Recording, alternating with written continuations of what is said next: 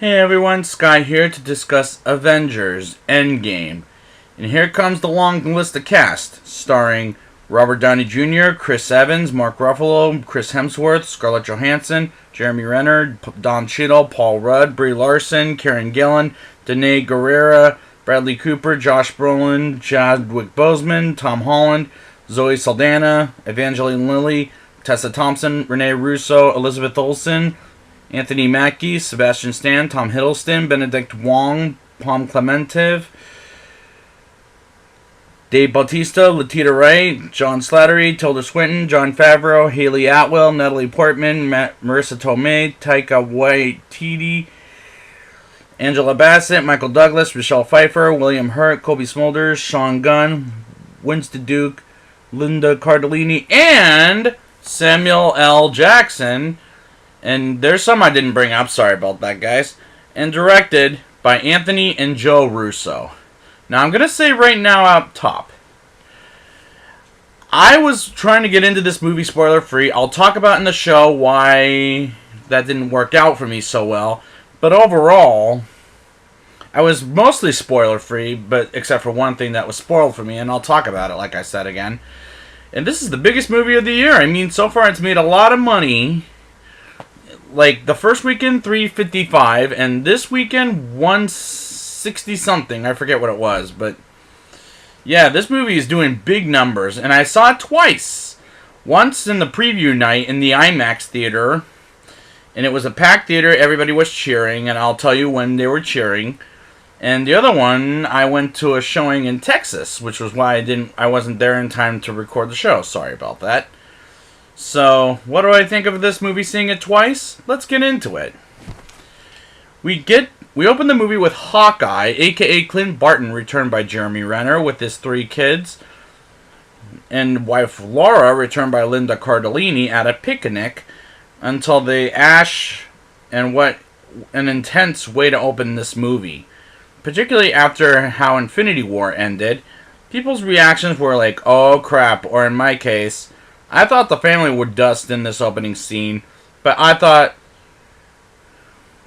wow, what an intense opening. Then the Marvel logo starts.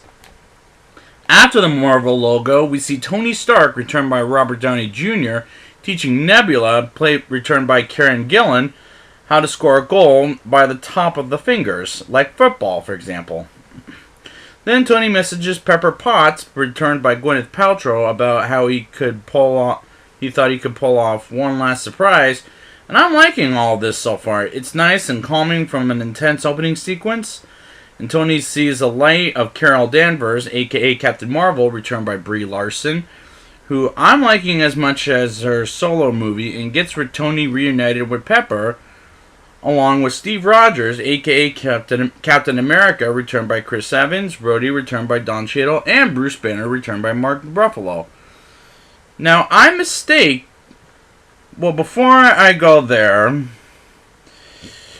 Rocket, returned by Bradley Cooper, Natasha Romanoff, aka Black Widow, returned by Scarlett Johansson.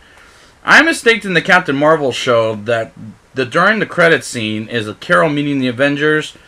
They fooled me, and I like that I can't predict what Marvel is doing. Thor, returned by Chris Hemsworth, is depressed because he believes he failed the Avengers, and I thought, did Tony forgive Steve like a snap of a finger? Because that seems like it could be hard after Civil War. Tony blamed Steve for not being there together, like he said in Age of Ultron. And while Tony was being a smartass, I groaned and thought, Tony, shut up. But after he improved for the rest of the movie for me, then Carol thinks about finding Thanos, returned by Josh Brolin, and kill him on her own. And the Avengers come to Thanos' farm and try to convince him to undo what he did, but he can't, so Thor violently cuts Thanos' arm off and his head, and I thought, damn! That was fast, but there's no way it would end that easy. But I'll get to why later in the movie, I must say. 5 years later, Steve does group therapy like his friend did in Winter Soldier, and Scott Lang, returned by Paul Rudd, escapes the quantum realm from the end of Ant-Man and the Wasp. And he believes that with his friends, his daughter Cassie grew up as a teenager, but he believed that she ashed with them. And I really like Paul Rudd in this movie, and he acted with Cassie in that scene very well, in my opinion. Scott goes to the Avengers building to talk with Steve and Natasha to tell them he's been gone for 5 years, but it feels like 5 hours to Scott. And he along with Steve, Natasha, realize they can time travel and needs Tony's help, and when they go to him, they see Tony as a father and is married to Pepper Potts, and I'm believing they explained the time travel theory, and they want to time travel in the quantum realm to get all 6 of the Infinity Stones before Thanos ever collects them. And I like the fact that Tony is a father of a little girl. Tony refuses that until he realizes he has to save people with families and reflects upon the loss of Spider-Man. And I'm liking Robert Downey Jr. better here than in the Iron Man sequels, Captain America Civil War, and 3 of the Avengers movies. He wants to test their theory and find a model that works.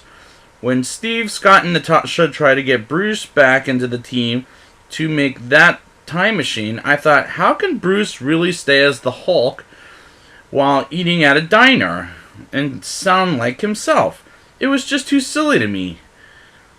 But I did like some kids who aren't afraid of the Hulk get a picture with him, and Scott wanted one at first and decides they've never heard of Ant-Man. I thought that was pretty funny.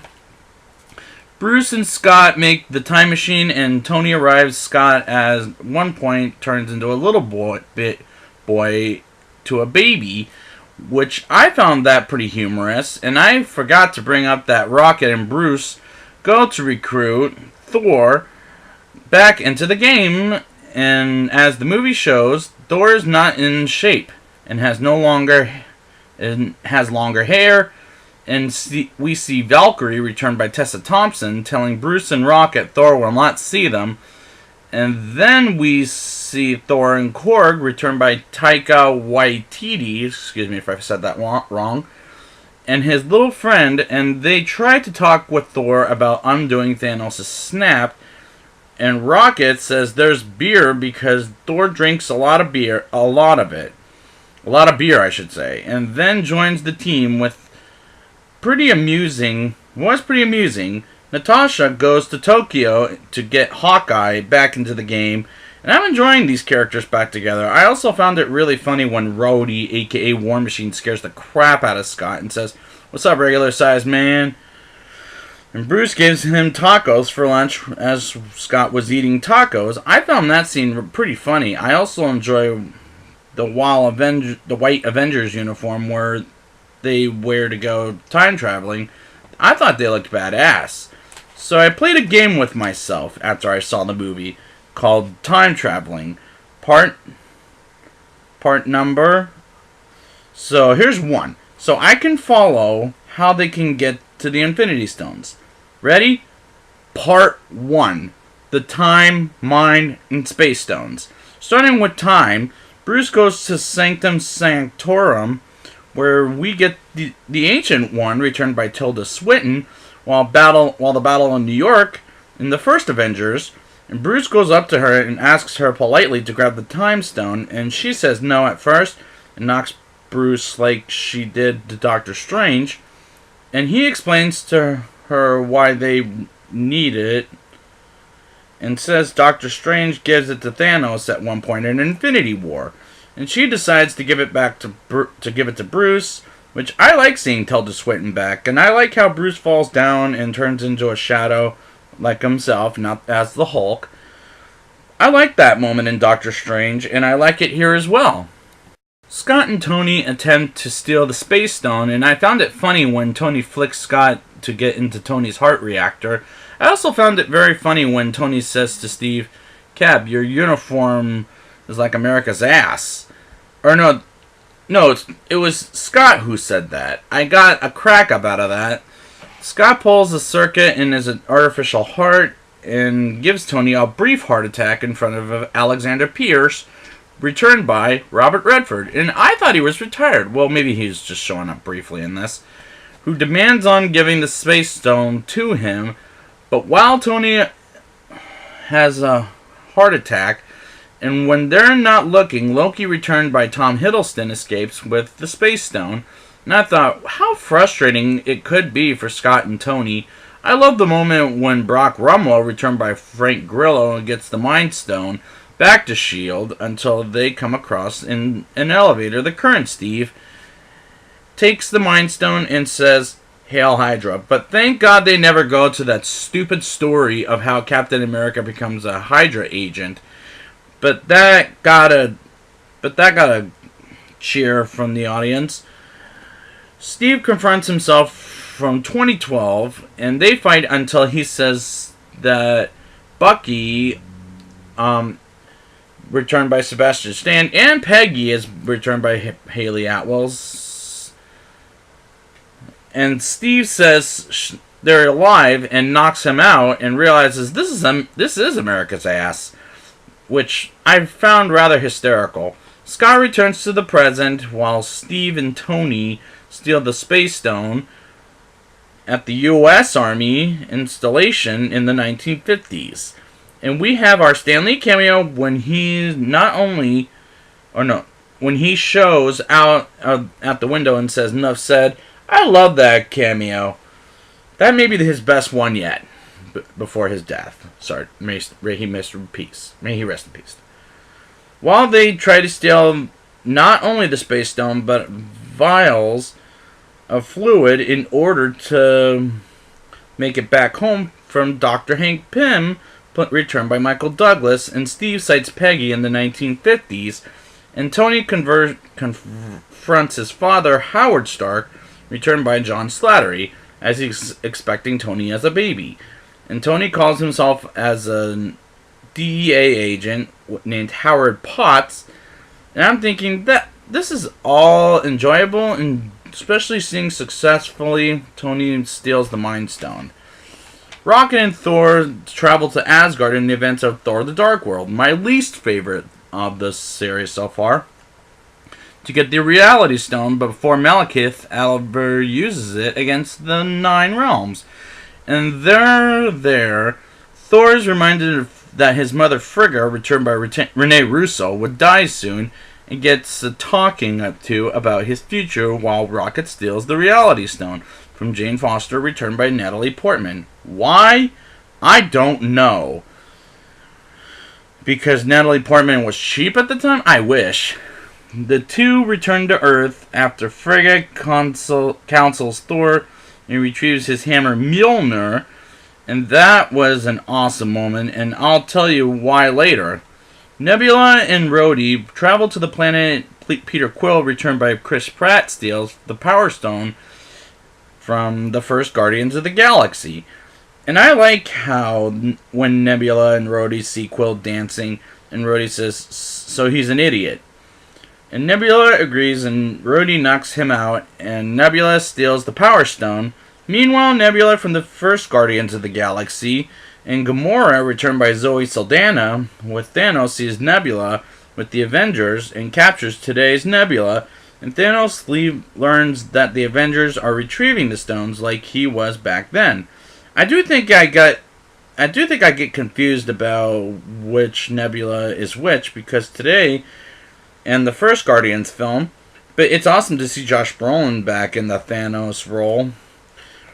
Barton and Romanoff travel to Vormir and are confronted by the Red Skull, and I mistaked in the Infinity War show that it was Hugo Weaving. Nope, that's wrong. It was a different actor playing him, and they tried to retrieve the Soul Stone, and they realized one has to die in order to get it, and Clint and Natasha fight over who dies. And while they're falling, Natasha grabs Clint and decides to kill herself. And I thought, oh, come on, no. There's a Black Widow movie coming up. Maybe it's a sequel. I mean, not a sequel, a prequel, excuse me.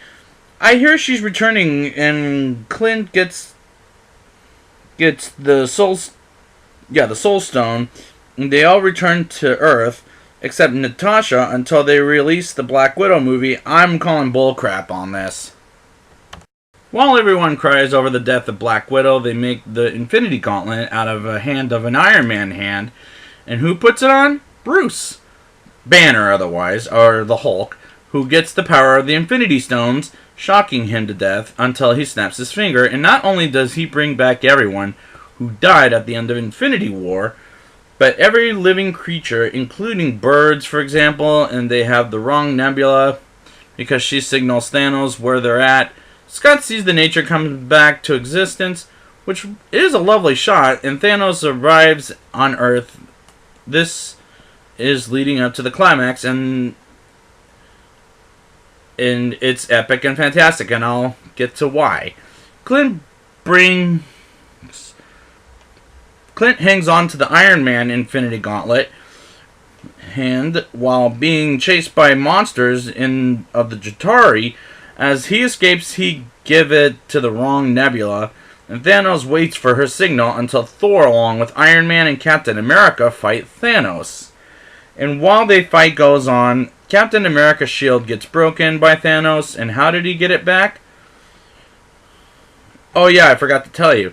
Tony gives it back to him before they make the time machine earlier in the film, which was powerful in an encouraging way. And not only does he have half his shield, but is worthy of Mjolnir, which everyone cheered at that point. And as for me, it was an epic and awesome moment before he fights with Thanos. And I'm talking about when I saw this on IMAX. And with Thanos Round 2, we see T'Challa, returned by Chadwick Boseman, Shuri, returned by Letitia Wright, Dr. Stephen Strange, Benedict Cumberbatch, Peter Parker / Spider-Man, Tom Holland. That's the one that got the biggest crowd cheer. Hope Van Dyne, a.k.a. The Wasp, returned by Evangeline Lilly, Valkyrie, Scarlet Witch, returned by Elizabeth Olsen, Sam Wilson / Falcon, returned by Anthony Mackie, Korg, Bucky, returned by... Or I already brought up Bucky. Okoye, returned by Danae Gurira. Wong, returned by Benedict Wong. Mantis, returned by Paul Clementif. Drax, returned by Dave Bautista. Ramondo, who we'll see at the end, returned by Angela Bassett. M'Baku, returned by Winston Duke. Groot, returning voice of Vin Diesel. Pepper Potts, a.k.a. Iron Woman. Peter Quill, returned by Chris Pratt. All fight against Thanos and his Chitauri army, which all of is not only epic, but everyone in the theater cheered because it was an awesome moment. And today's Nebula convinces Gamora to fight against their father, and I love the way Gamora knees Quill and thinks, I end up with this guy? Seriously? Meanwhile, Spider-Man hangs on to the Iron Man Infinity Gauntlet hand and tries to fight the Jatari on his own and manages to escape until the Jatari ship flies at a light. And who's in it? Captain Marvel. And I love the way Peter Parker goes, hi, I'm Peter Parker, and as he's scared, and she says, hi, Peter Parker, do you have something for me? I love that moment of the film. It shows that they act briefly well together. Captain Marvel attacks Thanos, and so does Thor, Captain America, and to a degree, to get the Infinity Stones away from Thanos, Iron Man. And that line where Thanos says, I'm inevitable, and Tony says, I am Iron Man, and snaps his fingers to get rid of the Jatari and Thanos by turning them into dust. I really was on the edge of my seat when that happens. It was very gripping, and I love that moment. Tony dies, and Spider-Man and Pepper cry about his death, and Bruce did say that he would die if that did happen, and I think... And here's the part where I got a little spoiled at this point. The Iron Man death. Because thanks to a guy who posted that on YouTube before I ever saw the movie, I was spoiled about Iron Man and his death. And I hereby saying to this person, thanks for ruining the movie for me, asshole. Excuse my French. And but it's true though. Then comes Tony's funeral when we see all the Avengers plus Happy Hogan returned by Jon Favreau, Aunt May returned by Marissa Tomei, Hank Pym and his wife Janet returned by Michelle Pfeiffer, Secretary Ross returned by William Hurt, Maria Hill returned by Kobe Smulders, and Nick Fury returned by Samuel L. Jackson, and the Stark daughter Morgan. And that sequence went on, I felt like a little too long for me. Thor joins the Guardians of the Galaxy, and the way Chris Pratt is reluctant about it and fights Thor about who's the captain was funny. Bruce sends Captain Rogers back to World War II times, and we see a much older Cap who's looking at, which was kind of sad, but we end on a much happier note with Steve and Peggy dancing as a married couple. And I thought, what a sweet ending to end such an epic movie. Then credits rolled, and they get all the first 6 Avengers autographs and images of them. And we get no during the credits scene, nor do we get after credits scene. And people were pissed. But a much better note than to end on this movie anyways, in my opinion. Now it's time for the rating. I'll give this movie a 9.7 out of 10. This is such an epic and fun movie, and I loved every minute of it, except for the endings. But I had such a great time, and I really like these characters better than ever. Before I say if I recommend you see this, see it in the best possible way. In the movie theaters, might I add, folks. So I'd like to thank you guys for joining me, and I will be back in July with Spider-Man Far From Home. I know that trailer came out this morning, and tickets are on sale. I haven't gotten a chance to grab them yet, but... And until next time, Avengers Assemble!